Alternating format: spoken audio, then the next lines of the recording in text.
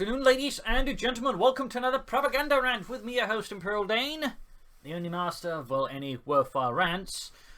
Today's topic is going to be the Wehrmacht. We're kind of going, a tier 4 topic, because, again, that's really where the Wehrmacht's main issue is, but it's specifically not what there is, but in fact what there isn't. You might be wondering, as the title goes, why Knights Crossholders? Well, A, they're sort of like, a recognizable unit from Companies 1, and they sort of fit in because, in many ways, the Companies 2 Wehrmacht is basically the Wehrmacht from Companies 1, except it lacks several critical components, like, for example, what made the Wehrmacht in Companies 1 so strong was, of course, it had a very potent late game, but it was partly because it could purchase veterancy. It also had the Knights Crossholders, of course. Most of the time, they weren't relevant because you didn't need them, because, again, you could just churn out an infinite number of veterancy 3 grenadiers or stormtroopers and what have you not, meaning that, Knights Crossholders effectively didn't have a lot of usage. Then we come to Companies 2 and they, veterancy 3 infantry, they can just buy is bad, and then for some reason they also took out the Knights Crossholders, except without the purchase of veterancy, Knights Crossholders wouldn't just be, a good thing, that'd be useful. The problem is they'd also be very necessary, because the entire Wehrmacht was designed around a lot of its stuff could actually die easily. In particular, the infantry died very easily to an extent to artillery and all that. In fact, they were still very vulnerable, like plus snipers. So they sort of had to have something to compensate, or they just get completely blown out in the late game. But in armies for larger units and lots of EU in their stuff, and they kind of forgot about that. I mean, there's nothing there now. Like, you got theoretically Panzer Grenadiers 2, but they're sort of more like replacement for Grenadiers in Companies 1, and even then, like, you sort of see the late game. Doesn't matter. Like, if you have to train a new unit, an infantry unit, the Wehrmacht, it dies very fast, because it can't go up against veterancy 3 Allied infantry a lot of the time, and it just dies to all the Allied armor and artillery very fast, because, again, they don't get any of those veterancy bonus to go with. Again, it doesn't matter that they gave the veterancy 3 Grenadier Squad a bonus, so it doesn't die as badly to AoE weapons if, you can't get them there in the first place, or if you first lose them, then they're incredibly difficult to replace because you don't have purchase of veterancy. And, of course, we can't advocate for, buying veterancy again for the Wehrmacht. That'd be a very bad path for obvious reasons. But that really leaves the big issue then. What is the Wehrmacht tier 4 supposed to be good for? And again, where's the Wehrmacht late game, and why not just add the Knights Crossholders to somehow fix it? I mean, again, adding in a, very elite infantry unit to the Wehrmacht in tier 4, hence the Knights Crossholders, would probably fix some of the issues to give the Wehrmacht sort of a late game unit that's sort of, worth aiming for if done properly. It sort of helped fix the Wehrmacht's infantry use, which again, it just dies spectacularly, horribly late game, and sort of give it something that's worth. They'd make tier 4 overall just more attractive, which is honestly an issue at the moment. You're just only going for it for, Tiger tanks most of the time, or if you're an eccentric, Panthers, because you're already winning hard, and you figure, you want a bit of thrill in life, you might actually want to slightly increase your chances of losing by going for a Panther rather than actually increasing your chance of winning.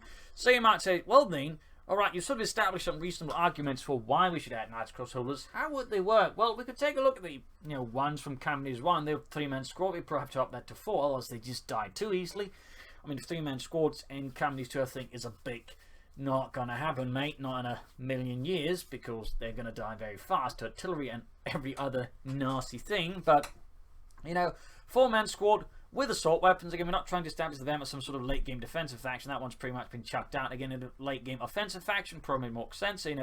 Either assault rifles, or maybe they get PP-841s. So Thompson's, wasn't uncommon for German, particularly elite veteran troops, to haul around, well, trophy weapons in a sense, like, good submachine guns from the armies. That could be a way there, shock trooper submachine guns, or, ranger paratrooper Thompsons. Maybe get them tactical vans, some grenade assault, a panther faction. The Knights Crossholders of Companies 1 were, in that sense, quite flexible. Maybe toss in tactical vans or some other additional ability, and there you go. You got yourself some elite infantry, and just make it a bit harder to kill. Maybe, roughly on the level of Obersoldaten or whatever. And again, costed about 360 to 380 manpower. You got yourself a good late game unit that can sort of storm position, support your tanks quite nicely, push ahead, and support them overall nicely while doing nasty things to the enemy. And again, it would make Wehrmacht tier 4 a lot more attractive, a lot less rubbish than it currently is, because really it is not very good, and in most cases you'll see players never go for it, and if they go for it, a good chance of the time they will simply lose because it simply costs too much and there's just nothing there. I mean, increasingly, in particular with the Allied late games getting more and more stuff, like, so it's now getting 7-man upgrades for their conscripts. Meanwhile, the Wehrmacht can't get anything when they hit the heavy Panzer Corps, their tier 4, which again is quite expensive to get for. Like, there's just so much there. The Americans get officers for free when they tech up, and the Brits just have, you know, very few tiers and just a lot of other bonuses. And again, the Wehrmacht can't even get, you know, good tier 4 infantry unit. I mean, similarly, like, they add more units to other armies. Like, again, the Americans got an early mortar. So again, why can't the Wehrmacht get the Knight's Cross Soldiers? It served multiple purposes. Again, it fixed, you know, a balance issue with the Wehrmacht, which again is a design issue, because I want to reinforce this. They picked up the Wehrmacht from Companies 1 and cut off several important working elements, and never replaced them. And this is again very crucially too, it serves sort of a nostalgic point for, you know, a lot of players to return to. You know, they go like, you know, a lot of people, you know, crave certain old units to come back, and there's certainly I managed some nice fonder memories of Knight's Cross Soldiers that also, you know, serve sort of, you know, ways to maybe get some other relapsing players back by going, oh hey, Knight's Cross Soldiers, they're back. And you might ask, well, what do we do for the models? By the way, just grab the Sturmoffizier from the Oberkommandbest. He sort of has a nice Knight's Cross Soldier look, you know, make it into a 4-man squad with, again, the weapons, and you know, good to go. Slap on a nice little icon, which they have shown themselves capable of doing, so, like, you know, here, so that should be doable. But again, just, you know, add something there. And again, fix some balance issues, make it more fun to actually play the Wehrmacht, make tier 4 more worthwhile, and, you know, maybe force the Allies to work a bit harder for things. I mean, that'd be nice, wouldn't it?